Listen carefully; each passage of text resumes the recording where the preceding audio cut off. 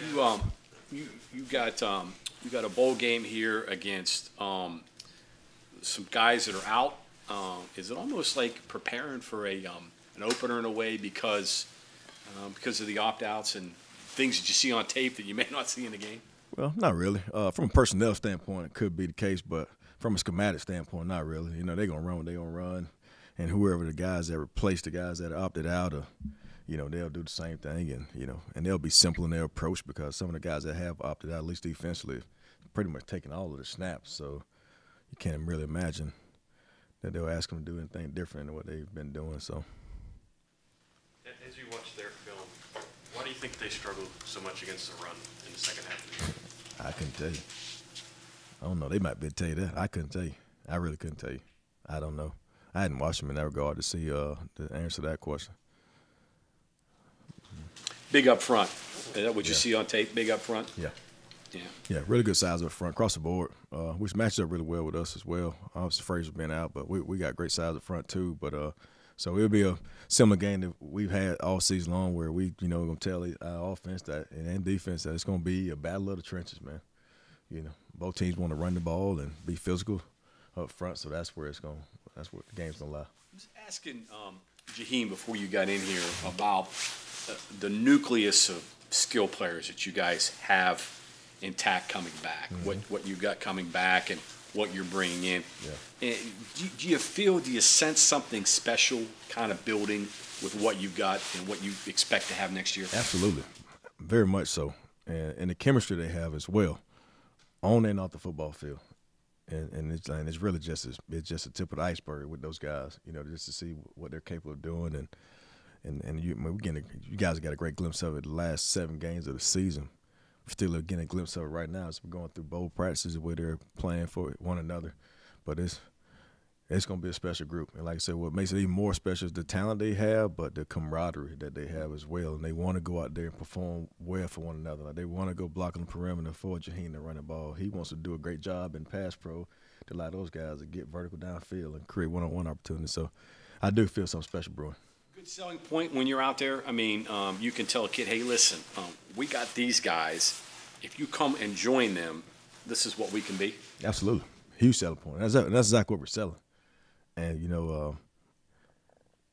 do a phenomenal job playing fast and being efficient with plays and keeping the chains moving so we're able to get more plays. The more plays we get, the more opportunities guys get. And I'm always talking to those guys about being special with the ball. So not only are they getting opportunities, but it's not taking like a lot of opportunities to be very efficient with the football. They're averaging, pretty decent amount of yards per catch. Obviously Jaheim's averaging pretty decent amount of yards per carry. So they're being very efficient with the ball. So it's allowing more guys to get opportunities as well.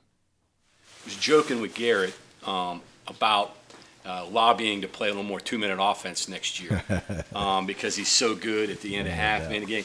Is that a consideration, something, because he's so instinctive and because he's such a reactive player, he's really at his best when – is that something you guys will consider and talk about a little bit when the we will. Well, that's one of the reasons why we try to play with tempo. He plays we do a phenomenal job in practice simulating that, that happens in the game. And so we get in the game, it's like rehearsal for those guys. But it is something we talk about. But we actually try to emulate that in actual gameplay by playing fast because he responds to that really well. And he does a phenomenal job of handling it really well. And then our guys around him do a great job of getting lined up fast and getting set so he can see what he needs to see to execute. Kind of makes it easier as a coach, too, in terms of planning because you don't have time to sit there and think about scenarios. You just – go play fast. Right. And the beauty of it is to be able to do what we're doing, playing that fast, we don't have to be as complicated because we got the right guys on the field. And what I mean by the right guys, I've talked to you guys early on about, playing the most productive players. So the right guys are on the field, and so we don't have to be, as complex with what we're calling because of the talent we got on the football field and the talent he has around him. So we get honest defenses, and those guys with their talent and ability go out there and win the one-on-ones.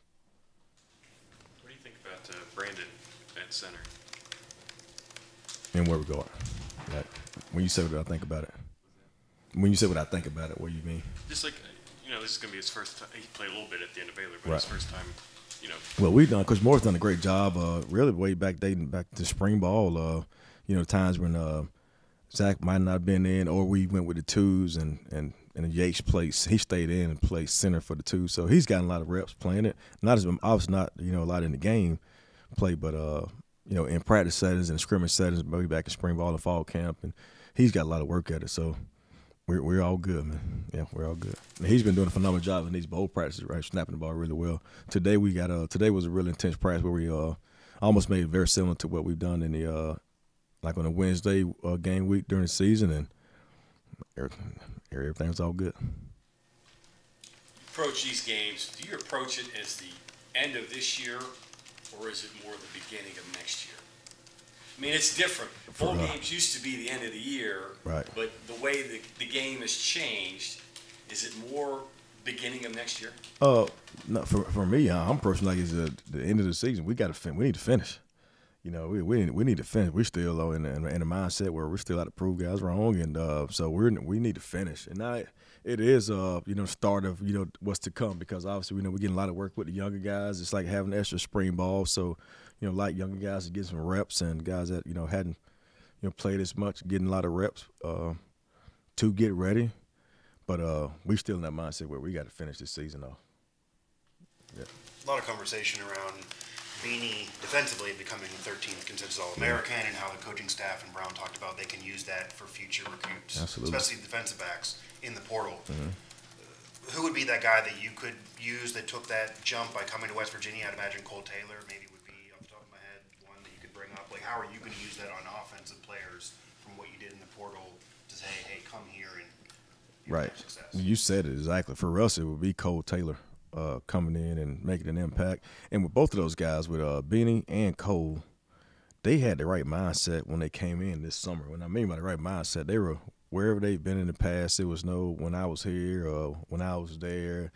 And when they came here, they were all in, and they had a clear mindset that they want to come here and be the best version of themselves here at West Virginia, and not saying what they did there and did any comparison stuff. And I always think the guys that come in with a clean mindset of ready to move forward and be all in gives themselves the best chance to be as successful as they could possibly be. And I think both of those guys had that right mindset early on when they first got here. But Cole Taylor would be that guy. Does that kind of guide your approach? I mean, Beanie came up here and said, listen, a lot of guys, they go because they're looking for the money. They're looking for the NIL money. I came because I want to be a better football player, right. And I did. Does that how you guys approach it? We're going to go look for the guys that want to be better football players? Absolutely. And we want to go for the guys. Obviously we want to get a great player out of it, but you also want to get a guy that fits who we are too. I think the coach of our locker room has changed tremendously, man. Just coach of this whole football team, and so we also want to get the right kind of guy. And those two guys got the right mindset to come in and blend well with our mentality of who we are as a football team now, and not something that can disrupt what we establish. If you look at it from the mentality, not just Beanie and Cole, but your place kicker. There have been a lot of guys. You hit on a lot of guys this past year. Yeah, exactly right. Michael Hayes and who else? Yeah. I mean, does that kind of put the pressure on you? Okay, we got to do that again this year, or do you look at it as a way? Okay, if we can't get immediate guys, get guys that fill in spots that we need and develop. Well, if we need an immediate guy, we need to come get a guy now. Now, if it's not an immediate guy, in my mind, I'd rather recruit a guy to high school. If it's not an immediate guy, but if it's an immediate guy, you got to get the guy out of the portal, and you hope to, it happens so fast. You got to get on those guys right away, so you give yourself a chance to get the guy that can come help you. I mean, in a case of, I know it's a different position, but Beanie came here in June or whatever it was, right, and became a consensus All-American in 4 months, and didn't even have any time for momentum to promote him or anything. He just came out and performed. That's pretty rare. Yeah, it is rare. And then sometimes, I'm just speaking like in his situation. Maybe, it's about guys being in the right environment where they feel like they get an opportunity to flourish. I believe the environment we have here is more of a supportive environment, even where the criticism they may have is constructive. So they can learn from it and grow from it and still have an opportunity to go flourish, as opposed to it being a destructive environment. So maybe sometimes guys that jump in the portal may not feel like they're given a proper opportunity, or maybe they're not be in an environment that they feel like is supportive enough for them to go flourish. And that's the kind of environment that we have around here, because he's a talented player. So I'm pretty sure for a guy to be a consensus All-American, he ain't all of a sudden just turn it on overnight, man. He's been a good player. Is there enough hungry guys out there today to find those guys? Are there enough? I think it is. You got to find them, though. It's not as – I don't believe it's as many as it has in the past, but I do think there are some out there, and we just got to do a great job of digging to find them. Sometimes it's guys like that feel – like, for example, like a Jaheim White, could be one of those guys you got to do a great job digging and finding that feel like they've been slighted and overlooked. And then those guys, they take that as a knock, and then that ends up being like a chip on their shoulder that, they just kind of carry with them. It allows them to go play that much, harder, that much more determined to go prove people wrong, So you just got to do a great job of finding those guys. You can't be scared sometimes to go recruit a kid and trust your own eyes that what you watched on film and what you watched when you went and saw that kid perform, whether it be in practice or a game, that what you saw you actually like, that he fits. And just because he may not have the offers attached to it, don't allow that to scare you away, but trust your own evaluation of that kid and that he is what you guys need and that fits in your program, that can do it. And then put your arm around him and remind him, hey, you were overlooked. Exactly. And that's 100% Remind fact. him all the time. Ain't no doubt. For DJ, it's been a really good year for him. He's grown a lot. And I remember when he first came in, I don't want to say later, but, as opposed to guys that come in early summertime, came in a little later, struggled a little bit at first, just understanding the offense, whatnot, and just that. But he's mature, very mature kid. So, took everything as learn lesson, opportunity to grow. But from where he was when they started to where he is right now, just turns his overall level of confidence, his comfort. It's on a whole different level right now. The one area where he's always been really good at, is pass protection. Just in terms of the recognition, he's been really good at that. But just in terms of his overall just confidence and knowing what to do per play and where he is right now, man, he's made a huge jump from where he was now to then. Even in terms of just changing like his body, still a really big kid, but he's leaned up a lot more and he's explosive. So he's fun to watch. I don't know how long of a conversation was, but he could have played and burned his redshirt. He's playing special teams fairly consistently, I think, at some point. Just the conversation with him, was it easy? Did he want to play? Did he understand? Yeah, he understood. Yeah. He understood. Yeah, and he's a great football player. Just obviously running back, but he picks up on the special teams drills, any of those drills. He picks up on it with ease. But he did understand it. And obviously, this with the NCAA rules allowing those guys to play this game and not count as a fifth game, that's huge. You know that before? I know that they hadn't made that clarified until recently. But did he think a bowl was a possibility? Is he relieved now that he knows he can play and keep the year? Yeah. Okay. And then enough practice for him to be a factor on offense, special teams, I'm guessing. But yeah, absolutely. He's been playing. Yeah. He's been playing. Right now we just got 3 of them. So he's been getting a lot of reps. He's been doing really well too. And first day or two or so, he was a little, like, I wouldn't say not tentative, but just hesitant. You know what I mean? And now that he's running our offense, been obviously on the scout team, and today, man, he turned loose. I told him just go out there and just go play ball, just go let it loose, play confidently. Don't worry about. I don't tell him fell up. Don't worry about failing. Just go play ball. And he had a really good day today. He's had a good couple of days of practice, but today was his best day by far. How dynamic does he make the running back room when obviously he and Jaheim are 2 different styles of running backs, and then going into next year you'll have those 2 plus CJ for most Very games. dynamic because he's the same size as CJ, but he is fast. He can legit run. It's so funny. Like when I tell you guys that, and you probably see how big he is, you probably look at me like, really? And that's what all them guys on the football team thought too until they see him run. Like he can legit run. He's extremely powerful.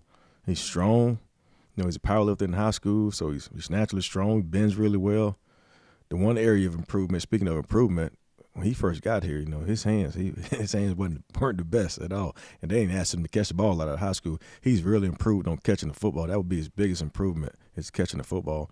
But he's extremely fast. It's going to be an interesting dynamic because he can legit run, like take it to the house, legit run. Hey, anything else, Coach? Thank you. Right. Appreciate it. Thank you all.